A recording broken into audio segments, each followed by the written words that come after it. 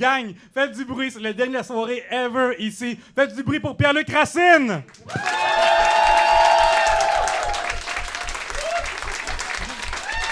C'est moi, Pierre-Luc Racine! Wow!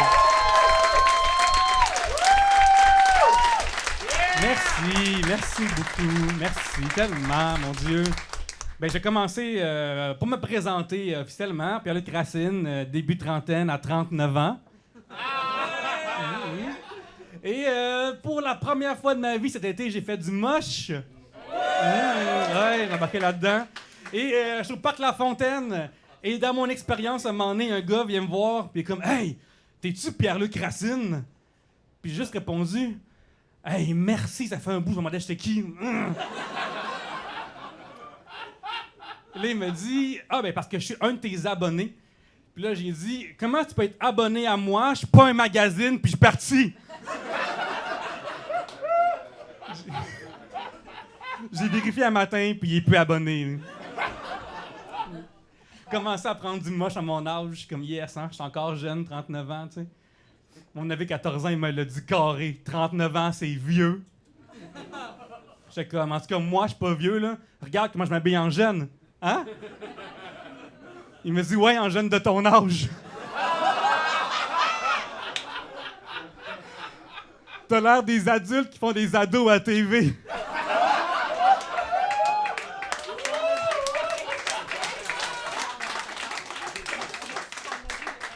J'avais envie de lui répondre « Mais c'est pas facile, la vie à Riverdale. » Je pense que c'est important de s'habiller de son âge. J'ai déjà été en date avec une femme plus vieille que moi. Elle est arrivée en salopette. Puis ce qui est bizarre de ça, c'est... T'as-tu déjà enlevé une salopette à une adulte? Ah, puis pour les Français, une salopette, c'est pas une petite salope, là, comme... Mais je me rappelle, j'enlève, tu sais, puis ça reste coincé à ses chevilles. Fait que là, je tire dessus, puis ça reste coincé. Puis là, elle fait le move de battement de pied comme les enfants, là.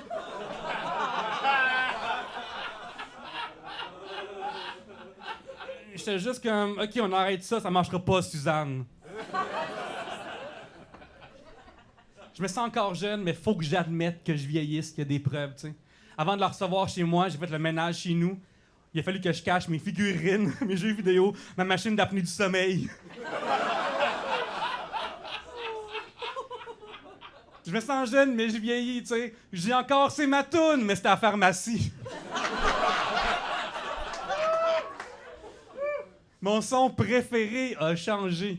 Quand j'étais plus jeune, mon son préféré, c'est son de la récréation. Hein? Va dehors, plaisir, juste du fun, yay! Là, à cette heure, mon son préféré, c'est quand je passe la balayeuse puis que je ramasse un gros caillou. Hein? Je l'entends, le toc-toc. Oh, wow! Oh. Je suis tellement efficace! À ce temps, mon plus grand fantasme, il est même plus sexuel, là. Non, c'est qu'on arrive dans le creux de l'hiver pour tourner chez nous puis passer ma balayeuse sur mon tapis d'entrée. Ma balayeuse puis moi, là, on se taquine, on se titille, on prend notre temps, là. On est comme... Ouh, toc-toc, ah! Ouh, toc-toc, ah!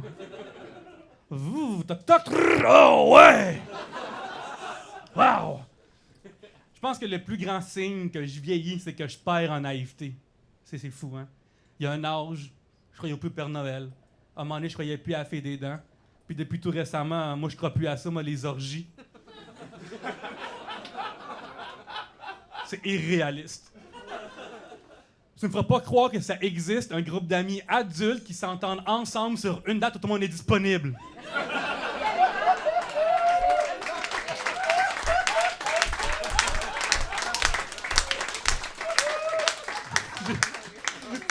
J'ai déjà dit ça dans un show extérieur, et après, un monsieur est venu me voir. Il me dit « Je peux pas croire que tu as parlé d'orgie devant des enfants. Ça va les traumatiser. » Moi, j'étais comme « Monsieur, là, les enfants, ils comprennent pas cette blague-là. Ils ont tellement de temps, ils sont toujours disponibles, tu sais. »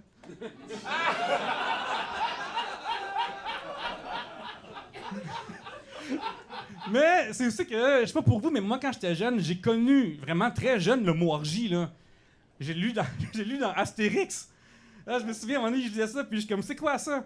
Fait que là, je monte en haut voir mon père, dans le salon, devant la famille. J'arrive, papa, c'est quoi une orgie? Mon père, il est comme, là, il va bande dessinée, il est comme, ah, c'est comme une grande fête. Puis là, moi, j'étais tellement content, j'avais appris un nouveau mot. Fait que le lendemain, à l'école, j'arrive dans la classe, pff, en fin de semaine, c'est ma fête chez moi, on fait une orgie.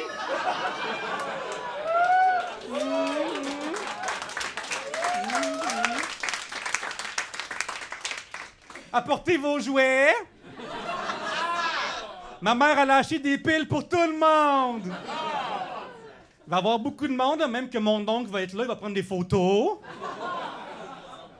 Puis pour les plus aventuriers, il va y avoir un poney.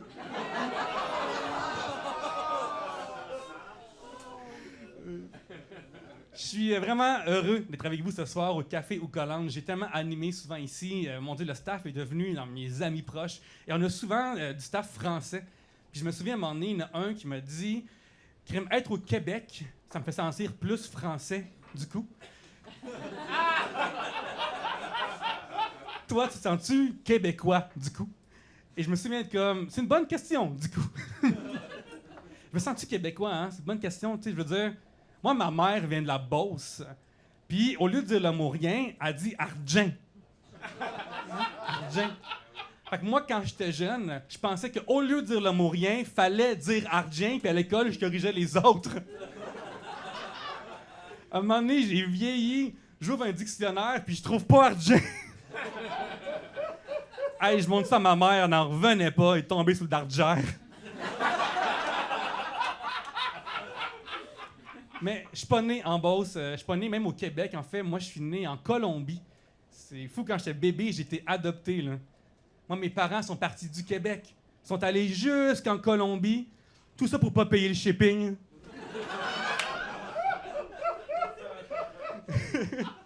Puis ce qui est drôle de ça, c'est qu'il y a des gens, des fois, qui me disent comme « Hey, Pierre-Luc, j'aurais jamais deviné que t'es latino, t'as tellement l'air québécois. » Puis il y a du monde qui me disent « Man, t'as vraiment l'air latino. » Fait que moi, je sais pas de quoi j'ai de l'air. Fait que j'ai demandé à des experts et j'ai vraiment l'air latino selon 100% des douaniers qui m'ont déjà arrêté à l'aéroport.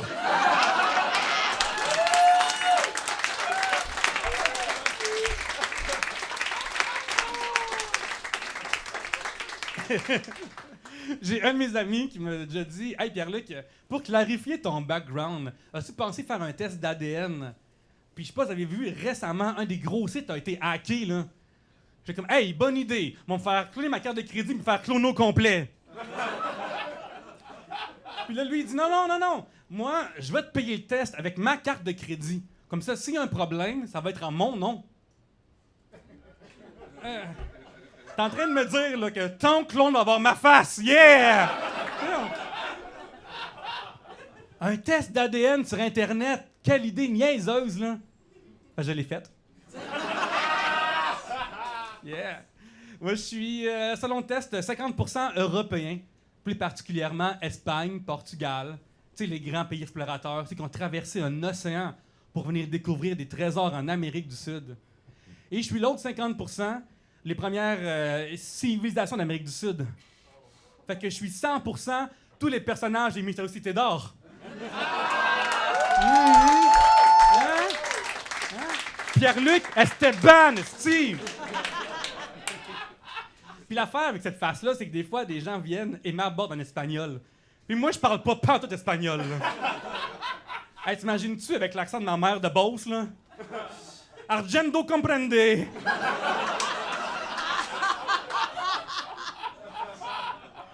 C'est fou pareil, c'est une des plus belles langues au monde, au moins une des plus mélodieuses. Là. Puis moi, par réflexe, je réponds à l'affaire la plus québécoise au monde. Hein? De que c'est? Puis le pire, c'est que de que c'est, ça sonne un peu espagnol. Hein? On dirait une danse latine. Suavemente de que c'est. Puis ce qui est fou, c'est que des fois, je l'oublie carrément. Dernièrement, je vais à mon fast-food préféré. Une genre de place où tu commandes en premier, puis après, tu vas payer à la caisse. Fait que j'arrive pour commander, le gars, il me pointe la caisse. Ah, ça a sûrement changé. J'arrive à la caisse, et comme, ah oui, qu'est-ce que tu as commandé? Ah, je m'en vais commander. Puis le gars derrière, il me pointe la caisse, aussi la caisse. Puis là, je suis comme, ben, j'ai juste commandé. Puis il m'a répondu, ah, t'es pas un livreur d'Uber Eats?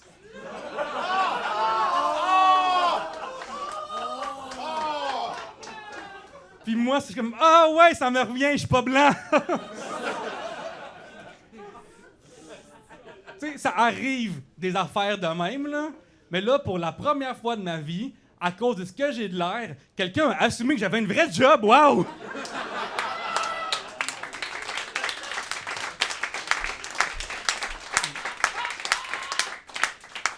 Une affaire qui est fatigante avec mon teint de peau, c'est que des fois, ben, je suis là, avec ma main comme ça, là, juste en t-shirt, là, mon bras il est là, tu sais. Puis là, il y a des gens qui reviennent de voyage dans le sud en courant.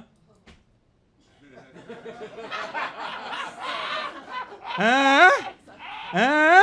J'ai bronzé! Je suis pas un baromètre à bronzage. Je me sens comme les fiches de couleur au Rona, là. Ma couleur de peau, c'est pas une couleur de référence. Comme quand tu vas au restaurant, tu commandes un café, la serveuse est comme, comment ton café? Comme Pierre-Luc. Ah oui, vous voulez un café chaud?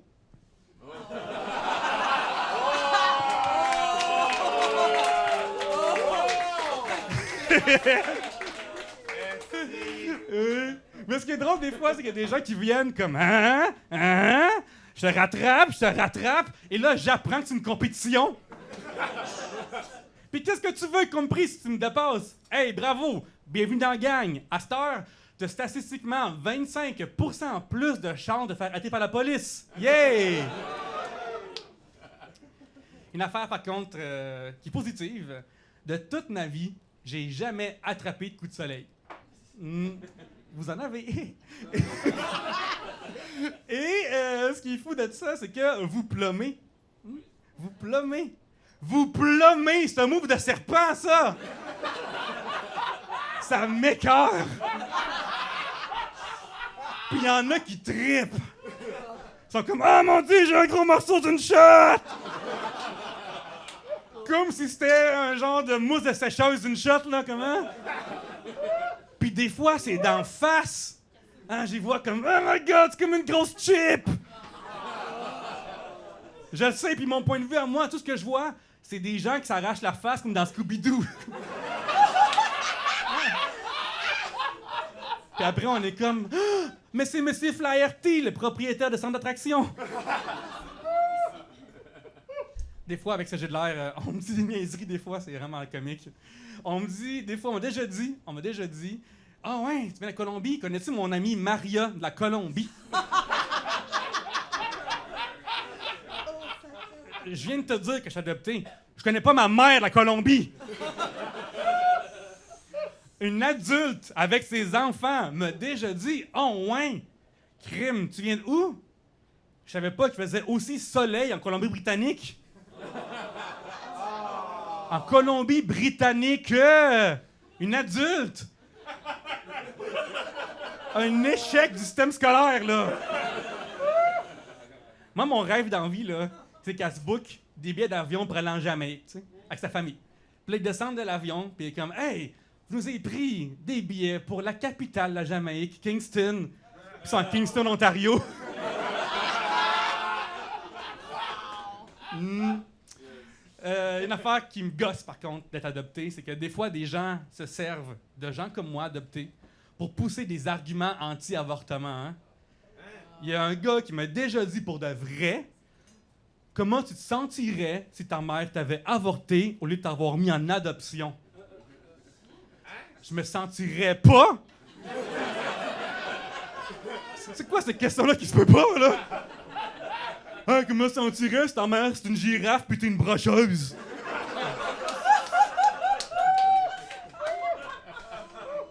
Ce gars-là, il a poursuivi. Il m'a dit, moi, je vois pas pourquoi on devrait permettre l'avortement quand on a l'option de l'adoption. Puis j'étais comme, c'est pas comme exclusif, là. C'est pas un ou l'autre. Les deux peuvent exister, là. Mais j'ai dit, OK, selon ta logique, moi, je pense pas qu'on devrait te permettre de manger des ananas quand on a l'option de t'es rentré dans le cul.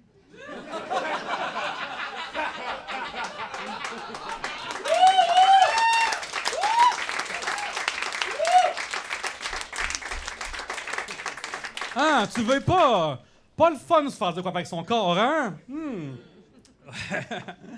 Une affaire qui est le fun d'être adopté, c'est ma famille adoptive. C'est fou, mon père m'a donné son nom de famille. Je m'appelle Pierre-Luc Racine. Mon nom de famille, c'est Racine. Ce qui est ironique alors que j'ignore les miennes.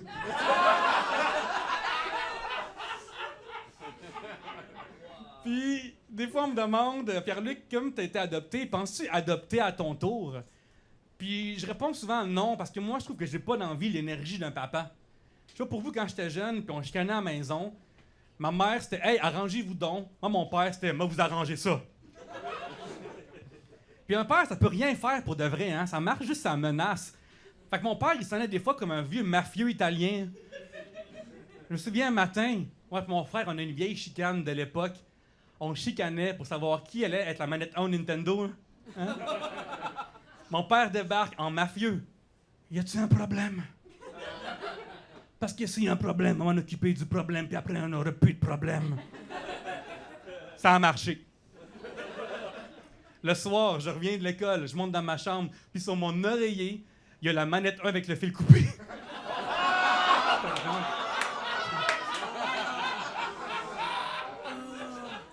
Je suis comme, pas, et où est la console? Elle est partie dormir avec les poissons. Shit. Ce qui est le fun de ma famille Racine, c'est qu'après m'avoir adopté, ma mère est tombée enceinte 2 ans après m'avoir eu de mon petit frère. Et à un moment donné, avec mon frère, dans un bar, avec des amis, tu sais. Un gars vient nous voir, il est comme « Hey, vous êtes des frères! Ça paraît, vous vous ressemblez! » Ma mère vient de la Beauce. Mon père vient de Rimouski. Ce gars-là, il voit pas bien dans la vie, là. Moi, je pense que c'est ce gars sur la terre qu'on peut frauder avec un faux billet de 15$.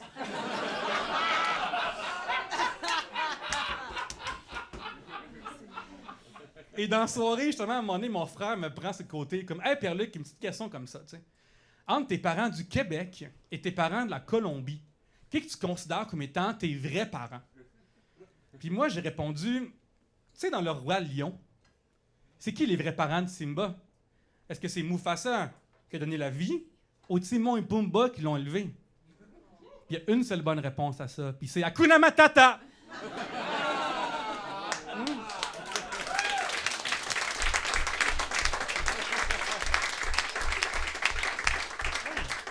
C'est pas important. C'est pas important. Je trouve que l'affaire la plus importante du Roi Lion, c'est que Timon et Pumba sont la preuve que 2 hommes peuvent élever un enfant ensemble. Hein? Ouais.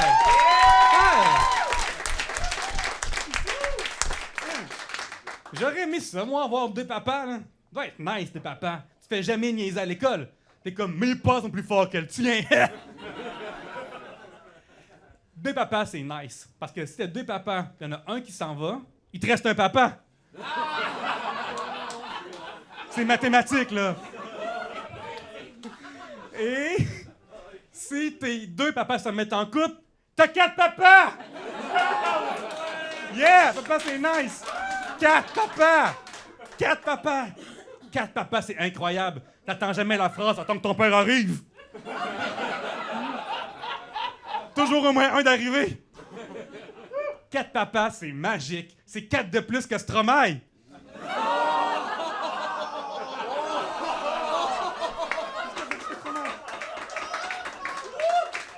Là, attends. Là, j'ai entendu des on, là. T'imagines-tu la toune de Stromae avec 4 papas, là? Papa, où t'es? Papa, où t'es? Là, pis là. C'est fou, il y a des gens qui sont encore contre ça, 2 papas, hein? Moi, je pense qu'ils sont juste jaloux des couples gays. Parce que ça n'existe pas, un couple gay qui tombe enceinte par accident.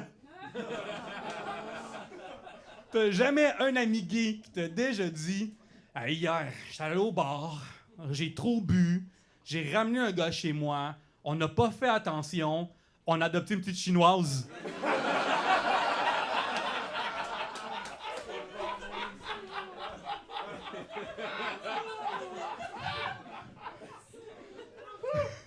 Je comprends pas, il y a des gens qui sont contre ça. Il y a des gens qui sont contre le mariage gay. Mais ça dérange personne, les mariages médiévals.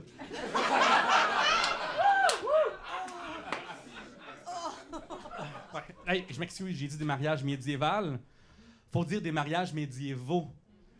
Mais ceux qui se marient en médiéval, ils ne savent pas, eux. Est-ce que je me sens québécois? C'est une bonne question. C'est une bonne question. Parce que je connais l'histoire du Québec, au moins. Hein? Je connais notre histoire du Québec, c'est fou. Là. Ici, là, il y a une époque, c'était juste de la forêt. Là. Puis là, des colons sont partis de la France, sont arrivés jusqu'ici, puis ils se sont dit, ça là, ça va être la Nouvelle-France. La Nouvelle-France. La Nouvelle-France? Quel nom prétentieux, la Nouvelle-France. Imagine dans la vie, t'as un ami, Paul. Fait un bout, t'as pas vu Paul. Tu croises Paul dans la rue, Paul, il y a un petit gars. T'es comme, hey Paul, comment il s'appelle ton gars? Le nouveau Paul.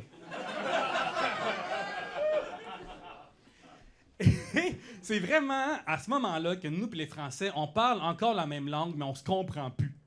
Cet été, je marche dans le vieux port de Montréal. Un Français m'arrête en me disant « Je veux un grand bisou. » Je suis comme « Pas moi. » Il me dit « Non, non, je cherche le grand bisou. » Monsieur, il y a des applications pour ça, là. Là, il me dit « Non, non, non. » Là, il me montre son téléphone et c'est écrit en anglais le grand bisou, le zoo de Granby. Le grand bisou. Vous êtes loin, monsieur, là. Moi, je me demande, qu'est-ce qu'il a dit en retournant en France à ses amis, hein? Hey, c'était comment le grand bisou? C'était bien, mais les singes sont pas laissés faire.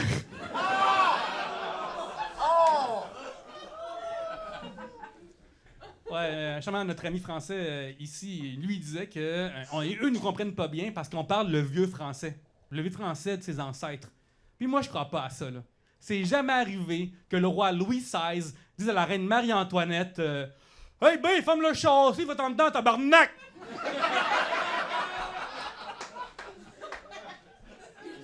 Moi, j'ai une théorie. Ma théorie, c'est que nous, au Québec, on a grandi avec des films doublés en français de France, mais eux, ils ont jamais grandi avec des films doublés en québécois, là. Puis ça aurait été meilleur. Tu sais, Forrest Gump, là. Au lieu de « Allez, cours, Forrest, cours », ça aurait été « Ah ouais, Forrest, dégaine! » Terminator, « I'll be back », ça devient « M'en revenir ».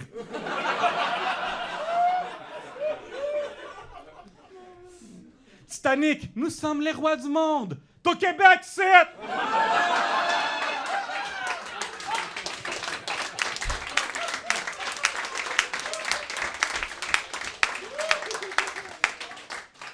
C'est bizarre comment est-ce que notre patriotisme au Québec il est tellement différent d'ailleurs, là, je trouve.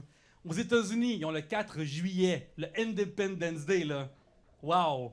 Une journée à l'honneur du film.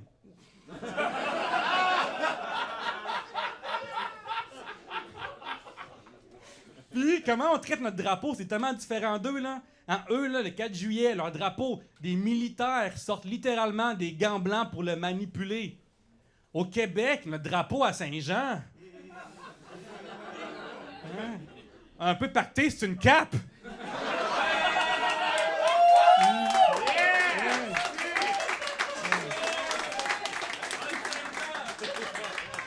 En beau, c'est des rideaux. Même que des gens qui changent les fleurs de lys pour des feuilles de potes.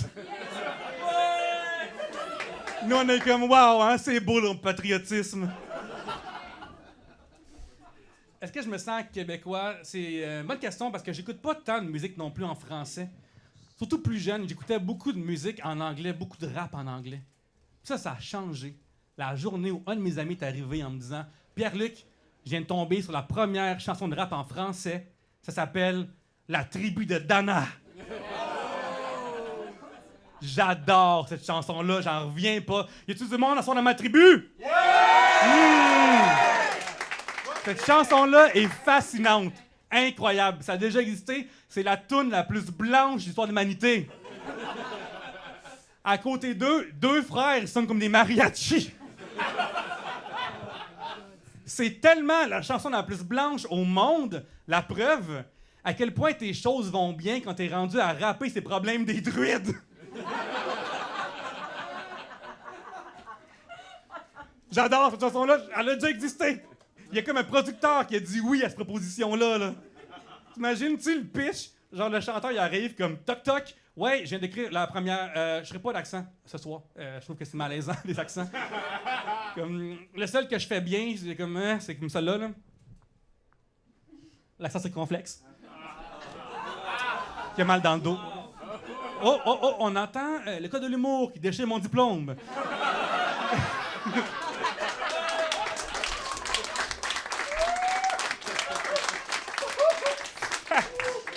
Fait que le chanteur, quand il n'y a pas du producteur, il est comme « Hey, je viens d'écrire la première chanson de rap en français. Nice du rap. OK, vidéoclip, on fait ça où? Miami, New York, Vegas. Ça commence que le vent souffle sous les plaines de la Bretagne armoricaine. Ouh! OK, pas grave, alcool. Hey, il faut de l'alcool, man. OK, Bacardi, NSC, Patron. Amène de l'hydromel. OK, mais moi, j'ai un bro, là, il s'est acheté un shotgun. On commence la toune par un POW! J'ai déjà dit oui à mon beau-frère avec une cornemuse. Je comprends pas, là. Fais-tu un rap sur Astérix? Non, je fais du rap celtique. Parce qu'on a eu une phase de rap celtique. Et ça a duré un rap celtique. Mais ce qui est fascinant, c'est que ça a marché à l'époque du gangster rap. Là. C'est incroyable. Du gangster rap, c'est tellement badass. Là.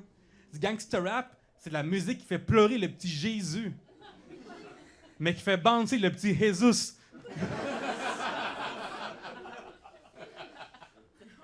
Du rap celtique. Ça enchante le petit Loïc.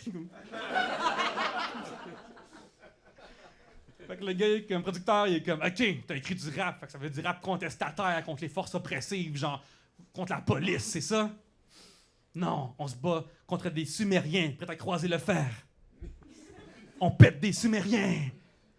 Dans le temps, c'est des Arabes, on pète des Arabes. Vous êtes les plus blancs que j'ai vus de ma vie. OK, dans ta toune, y a-tu un name drop? Ouais, Hakim.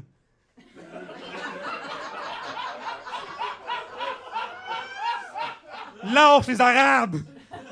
Hakim, le fils du forgeron, il veut venir me chercher. OK, là, je comprends pas, là. Hakim, OK? Hakim, à ton affaire de rap, es-tu dans ta gang, dans ton crew, dans ton clan comme Wu-Tang? Il est dans ma tribu.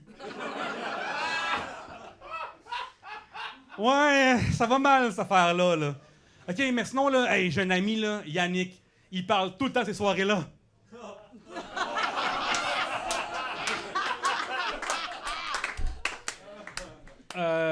Les paroles, c'est en haut, en bas, à gauche, à droite. C'est Jacques Brel, ce monsieur-là, là. Non, mais sinon, là, j'ai mes amis Zebda, leur chemise arrête jamais de tomber. Ouais, hein, des fois, il y a la musique française aussi. Mais je ne sais pas si j'aurais pu écrire mieux que La tribu de Dana. Mais j'aime écrire dans la vie. J'ai écrit un livre et j'étais tellement heureux quand j'ai appris qu'il est devenu un best-seller. Mais calmez-vous, là, pour de vrai, au Québec, là, un best-seller, c'est genre 7 livres. Techniquement, le best-seller, genre, c'est le Publisac, là, comme. J'ai écrit un livre sur les changements de carrière et quand je l'ai publié, il y a un orienteur qui m'a écrit en privé. Je peux pas croire que t'as l'arrogance d'écrire un livre sur ma profession. Je te watch. Moi, là, dans la vie, j'ai déjà été menacé par un orienteur. Ouh, qu'est-ce que tu vas faire, me désorienter?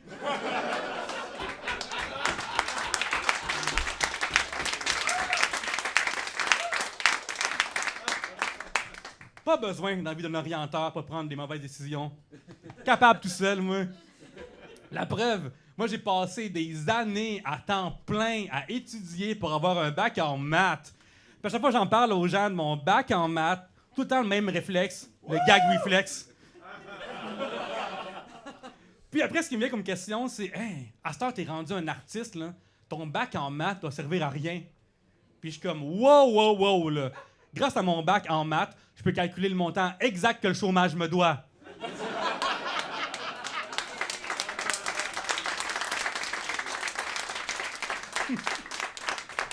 Moi, j'aime tellement les maths, mais tout le monde haït les maths, maudit. Tout le monde haït les maths, sauf lorsque vient le temps de calculer quand mettre son alarme le plus tard possible. Hein? Là, on devient des Einstein tout à coup, là. On est comme, OK, l'heure d'arriver au bureau, moins de transport, moins ma douche, moins mon déjeuner, égale... Ouais, je suis malade. J'ai fait un bac en maths spécialisé en actuariat. J'ai été actuaire.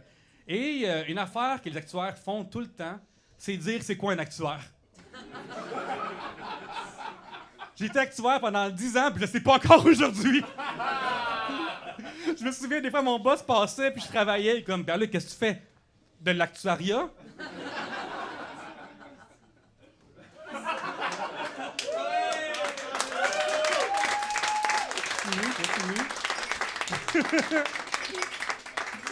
C'est fou, hein? Tout ce que je sais, c'est que j'ai passé des années dans Excel. Puis là, à cette heure, je passe des années dans Word. Je suis prisonnier de cet office, aidez-moi! Mais j'aime vraiment mieux Word. Parce que dans Word, tu peux écrire tellement des belles choses, là. Puis tu peux écrire du slam. Ceux qui savent pas ce qu'est du slam, c'est pas ce qu'est du slam. Du slam, tu fais du slam quand t'as pas assez de bonnes rimes pour la poésie. Quand t'as pas assez de rythme pour le rap.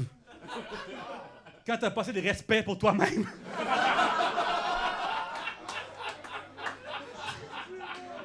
Word, c'est incroyable. Word, c'est tellement hot. Tu peux écrire des chansons d'amour qui vont réchauffer des maisons. Tu peux écrire des chansons qui vont bouger des nations. Tu peux écrire des constitutions qui vont former des pays. Puis dans Excel, tu peux attraper la dépression. À un moment donné, je travaillais, puis j'ai vu le petit trombone en train d'essayer de rentrer une branche d'une prise électrique.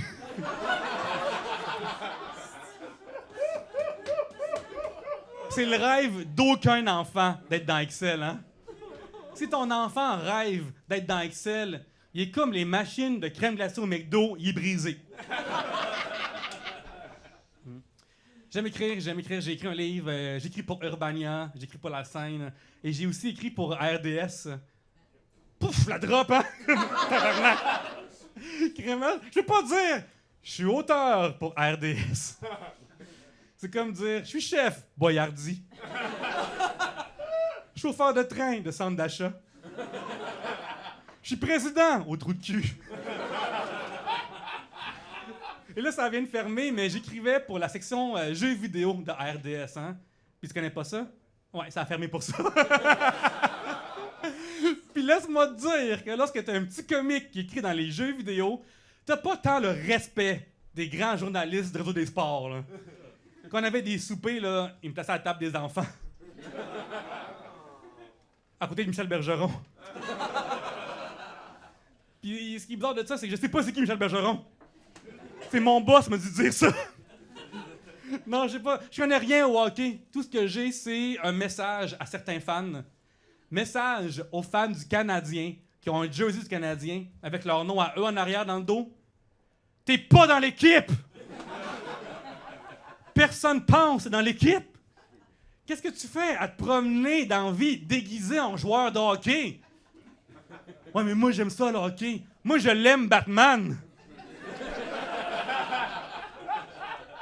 J'arrive pas d'un bar déguisé en Batman. J'arrive pas comme « Je suis Batman. Excusez-moi mon retard. J'ai un problème de battre comme une auto. » En plus, c'est l'uniforme de job de quelqu'un d'autre, là. En plus, tu vas à job avec son uniforme. Toi qui vas au Canadien de Montréal avec ton jersey de Canadien, mais ton nom à toi en arrière, c'est comme si j'allais voir des pompiers éteindre un feu habillés en patrouille. Puis qu'est-ce qu'ils disent, les fans du Canadien, quand le Canadien gagne, hein? On a gagné, on a gagné. On a gagné!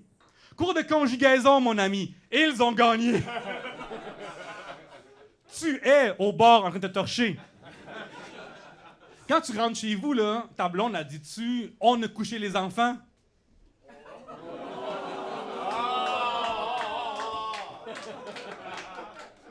Elle dit « Chérie, il faut qu'on se parle. » Je suis québécois. Ben, je pense qu'il y a une affaire que je suis comme en désaccord avec une couple de Québécois, mettons. Il y a des Québécois qui croient pas que c'est vrai, le racisme est systémique, mais ils croient encore que Jésus était blanc. Et moi, je suis un peu comme Jésus. Dans le sens que dans la vie, je fais des miracles. Jésus, il a changé l'eau en vin. Moi, je change mes frites en poutine. Les miracles bleus, c'est ça. Ouais, hey, pour de vrai, moi, mon genre de poutine préféré, là, c'est style genre de pataterie, là, comme Belle Province, là. Hein, des comme gros morceaux de frites, des gros morceaux de fromage, plein de sauce. Après avoir fini une poutine, si je veux me baigner, je dois attendre 30 jours. J'adore ces places sur le bord de l'autoroute, là, parce qu'ils sont honnêtes avec toi. Tu sais en rentrant que tes rêves d'être traité en princesse sont comme leur banc déchirés. D'ailleurs, mon ami français, lui, il s'en va bientôt à Québec, puis il me demandait qu'est-ce qu'il devrait commander au Ashton. Et moi, j'ai dit, ben, prends pas de chance. Prends la petite classique. Comme ça va pas être trop cher quand tu vas la mettre dans les vidanges.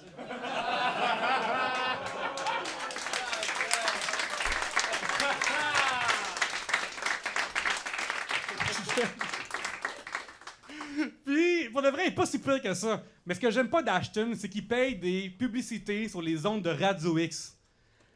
Je me demande c'est quoi les pubs de Radio X, hein? Comme t'entends, genre, trouve Radio X, t'as Ashton qui joue, c'est comme « Hey, t'aimes ça entendre de la merde? Viens en manger! » C'est pour ça que j'aime pas Ashton, c'est contre mes valeurs. Pour de vrai, si tu me vois en file au Ashton, fais-moi plaisir, puis tire-moi dans la tête. Parce que c'est pas moi, c'est le clone de mon ami.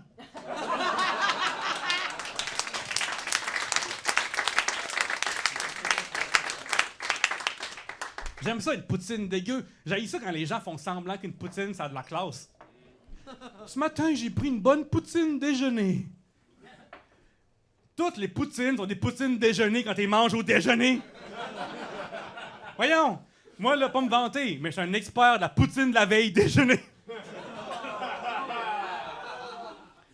Ah, c'est quoi cette affaire-là, poutine déjeuner? Comme c'est pas nice parce que t'as mis déjeuner après, là. Imagine-tu un ami qui dit « Hey, à matin, là, j'ai pris une bonne Coors Light déjeuner. J'ai changé ma lime pour un cantalou. » Ouais, je pense que je m'en viens comme un puriste de la poutine, pour de vrai. J'ai déjà été en date avec une femme qui m'a dit deux choses, première date. Un jour, elle voudrait se marier, puis deuxièmement, sur sa poutine, elle met du ketchup. Et sur le coup, je l'aurais demandé en mariage. Juste pour le plaisir de la divorcer, là. Lâche la poutine, maudit, là. Il y a des places, là, je sais pas ce qu'ils font, ils mettent n'importe quel ingrédient qui reste en arrière dans la poutine. C'est rendu la sangria du menu. Je comprends pas, il y a des poutines fancy à cette heure. Des poutines fancy. T'arrives, poutine, lanière de foie gras et sanglier. Pourquoi? C'était bon quand c'était simple. Pourquoi rendre ça sophistiqué, là? C'est comme si je voyais une belle fille toute nue, mais avec un chapeau de femme puis un monocle. Je suis comme, on va-tu aller faire l'amour ou aller parier sur des chevaux? Moi, j'ai un de mes amis, là, il capote sur les poutines avec le fromage râpé. Moi, je suis comme, c'est même pas une vraie poutine, ça. Puis il est comme, ouais, techniquement, c'est une poutine. Techniquement, c'est une poutine. Puis là, je suis comme, ouais, mais techniquement, tout est n'importe quoi, techniquement, là. Je veux dire, techniquement, un pain à dog, c'est une flashlight, tu sers assez fort.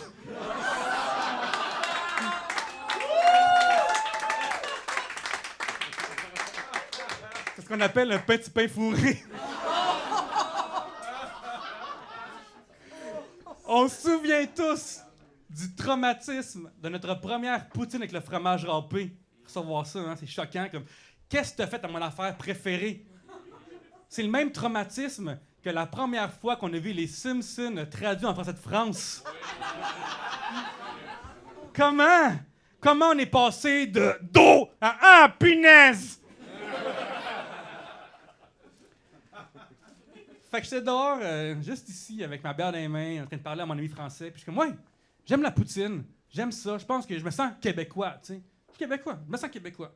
Là, la police arrive et comme, hey, vos bières dehors, vous n'avez pas le droit. Il se revient vers moi, le policier revient vers moi et comme, vos papiers en premier. Là, je suis comme, ils sont en voyage, j'ai perdu mon passeport, j'ai pris les faire pour vous, désolé. Tout ça pour vous dire que des fois dans la vie, on se sent d'une manière, puis c'est cette manière-là qui compte. Puis des fois, les autres nous voient d'une manière, puis agissent d'une autre manière, puis dans un monde idéal, on s'en calisse des autres.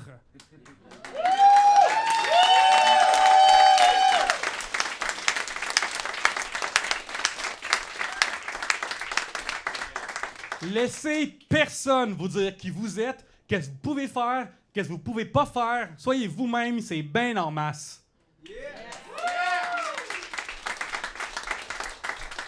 Merci de m'avoir laissé être moi-même ce soir. Merci vraiment gros d'avoir été là. Je vous aime. Merci vraiment, vraiment gros.